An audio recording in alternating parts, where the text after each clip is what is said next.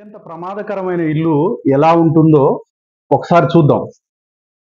బేసిక్గా బ్రహ్మస్థానం అంటే ఒక ఇంట్లో అత్యంత ప్రధానమైనటువంటి ఏరియా. ఆ ఏరియాలో ఏమేమి నిర్మించకూడదని చెప్పారు? స్టైర్స్ నిర్మించకూడదని చెప్పారు, స్టైర్ కేజ్ రావద్దు, టాయిలెట్స్ రావద్దని చెప్పారు, సెప్టిక్ ట్యాంక్ రావద్దు, గందగి ఉండకూడదు. గందగి అంటే మురుగు లాంటిది. ఒక ఇంట్లో బ్రహ్మస్థానంలో స్టైర్ కేజ్ కానీ, టాయిలెట్స్ కానీ, సెప్టిక్ ట్యాంక్ కానీ, గందగి కానీ ఉండడాన్ని అత్యంత ప్రమాదకరమైన వాస్తు దోషంగా గుర్తించాలని వాస్తుశాస్త్ర గ్రంథాలన్నీ చెప్తూ ఉన్నాయి. ఇక్కడ మనం చూడబోయే ఇంటి మెజర్మెంట్స్, దాని వివరాన్ని ఒకసారి చూద్దాం. ఇది ఎట్లా ప్రమాదకరమైన ఇల్లు. తూర్పు ఉత్తరం.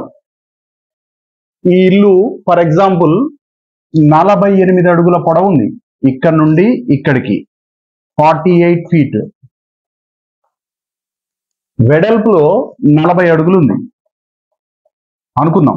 ఫర్ ఎగ్జాంపుల్ 48 అడుగులు ఇంటూ 40 అడుగులు. ఈ ఇంటిని 2 పోర్షన్స్ గా విభజించాలి అనుకున్నారు. విభజించాలి అనుకొని సాధారణ వాస్తుశాస్త్ర నియమాల్లో ప్రచారంలో ఉన్నటువంటి వాటిల్లో పై భాగం పెద్దగా ఉండాలి, కింది భాగం చిన్నగా ఉండాలి అనేది విస్తృత ప్రచారంలో ఉన్నటువంటి ఒక థంబ్ రూల్. ఈ రూల్ ప్రకారం ఏం చేశారంటే, దక్షిణం వైపు ఉన్నటువంటి భాగాన్ని 22 అడుగులుగా ఉంచి ఉత్తరం వైపు ఉన్నటువంటి భాగాన్ని 20 అడుగుల వెడల్పు ఉండే విధంగా, అంటే 40 × 20, ఈ పోర్షను 22, 40 × 22 ఉండే విధంగా 2 పోర్షన్లుగా విభజించారు. విభజించి మధ్యలో స్టైర్ కేజ్ ఇచ్చారు.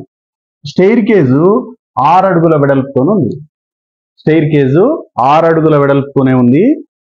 వాస్తు నియమాల ప్రకారం కుడి చేతి మీదుగా టర్న్ అయ్యే విధంగా, కుడి చేతి మీదుగా టర్న్ అయ్యే విధంగానే ప్లాన్ చేశారు. కుడి చేతి మీదుగా తిరగడం అనేది మెట్ల నిర్మాణంలో మంచి పద్ధతి, సరైన పద్ధతి, వాస్తు నియమాలకు అనుకూలమైన పద్ధతి. కుడి చేతి మీదుగా తిరిగే విధంగానే పెట్టారు. 22 అడుగులు ఈ కొలత, 6 అడుగులు మెట్ల కొలత, 20 అడుగులు ఉత్తరం వైపు ఉన్నటువంటి పోర్షన్ యొక్క కొలత. ఇప్పుడు ఇది మొత్తం 48 అడుగులు. ఇక్కడ నుండి 19వ అడుగు మీద 19 feet 6 inch మీద ఇక్కడ నుండి పడమర వైపు అంచు నుండి 19 అడుగుల 6 అడుగుల వద్ద మొదటి మెట్టు ప్రారంభమైంది. 19 అడుగుల 6 అడుగుల వద్ద ఈ మెట్టు ప్రారంభమైన దీనికి మనం రఫ్గా గ్రాఫ్ షీట్లో వేసి బ్రహ్మస్థానాన్ని కనుగొంటే మొదటి మెట్టు బ్రహ్మస్థానం మీదనే ఉంది. మొత్తం స్టైర్ కేజ్ బ్రహ్మస్థానం మీద ఉండడమే తప్పు. అలాంటిది మొట్టమొదటి అడుగే బ్రహ్మ బిందువు మీదనే వేస్తున్నాం. ఈ బిల్డింగ్ లో ఎంటర్ అయ్యేటప్పుడు పై పోర్షన్లు వెళ్ళాలనుకుంటే, పై పోర్షన్కి వెళ్ళేప్పుడు ఫస్ట్ స్టెప్ బ్రహ్మస్థానం మీద వేస్తున్నాం. ఇది అత్యంత ప్రమాదకరమైనటువంటి ప్లానింగ్ విధానం. ఇట్లా చేయడం ఆ ఇల్లు ఎట్టి పరిస్థితుల్లోనూ యోగించదు. కాబట్టి ప్లానింగ్ చేసేటప్పుడు బ్రహ్మస్థానంలో స్టైర్ కేజు, టాయిలెట్, సెప్టిక్ ట్యాంకు, గందగి లేకుండా జాగ్రత్తగా ప్లాన్ చేయాల్సిన అవసరం ఉంది. బిల్డింగ్ చాలా పర్ఫెక్ట్ గా ఉంది, చాలా కొత్తగా ఉంది, స్టాండర్డ్ గా ఉంది, అన్నీ ఉన్నాయి. కానీ బ్రహ్మస్థానంలో స్టైర్ కేజు, అందున ఫస్ట్ మెట్టు బ్రహ్మస్థానంలోనే ఉంది. సరే, ఇప్పుడు దీన్ని ఏం చేయొచ్చు? దీన్ని బాగు చేయాలంటే బ్రహ్మస్థానానికి రెమెడీస్ ఏవి పని చేయవు. అన్ని వాస్తుశాస్త్ర గ్రంథాలు క్లియర్ గా చెప్తున్నాయి. బ్రహ్మస్థానంలో వాస్తు దోషాలు ఉంటే ఏ రెమెడీ పని చేయదు, చేయకూడదు. ఇప్పుడు ఏం చేయొచ్చు?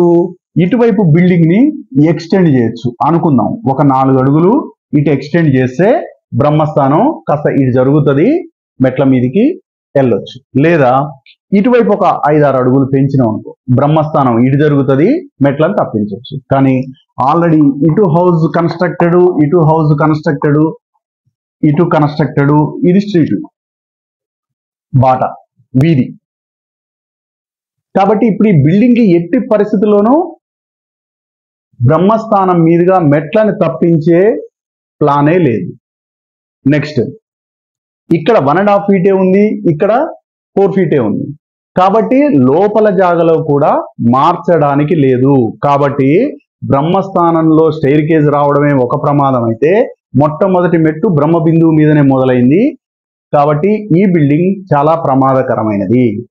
అయితే ఇది ఎట్లా తెలియాలి మనకు? ఆల్రెడీ కన్స్ట్రక్టెడ్ బిల్డింగ్ చూడగానే అర్థం కాదు, నువ్వు ఎంత ఎక్స్పర్ట్ అయినా కానీ.